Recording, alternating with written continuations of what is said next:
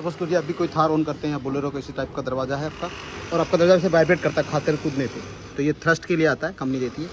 Actually मेरे पास MM550 है, इससे मेरी MM550 और मेरी ये थार खड़ी है यहाँ पे। तो ये मैकेनिज्म आपके कोई भी कार में पुरानी वाली जीप टाइप में जितनी भी थार और आती थी MM550 40, ठीक है, दरवाजे आते थे, उसमें ये काम करेगा। तो ये चीज़ लेनी है। तो पहले मैं प्रोडक्ट दिखा दूँ। ये लोकल मार्केट में जल्दी नहीं मिलता है, मैं बुडवा से मंगाया, मिलेगी तो लिंक दे दूँगा।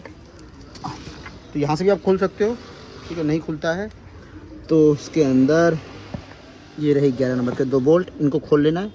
11 नंबर के इसलिए बोल रहा हूँ, जैसे देखो मैं आपको बता दूँ, ये 11 नंबर के और ये बैठ गया। उसको खोलेंगे, इसे लगा के खोलना है, फिर ऐसे करके दोनों खोल के आपका ये बाहर आ जाएगा। थोड़ा सा झटका मारेंगे और ये जगह निकल जाएगा, ठीक है। आ गया बाहर।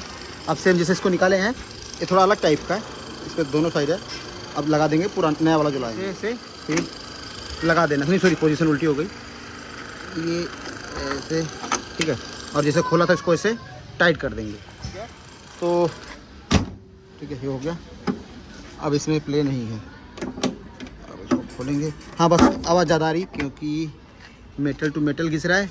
पहले एक्चुअल में रबड़ हुआ करता था, लेकिन तो भी रबड़ इसमें कट गया है। तो आपको डंपिंग चाहिए, हर जगह डंपिंग नहीं ख़त्म करनी है, तो ये बेस्ट है। तो इससे आपके दरवाजे में भले पहिए लगे रहेंगे, ये गाड़ी कूदेगी नहीं, दरवाज़ा कूदेगा नहीं।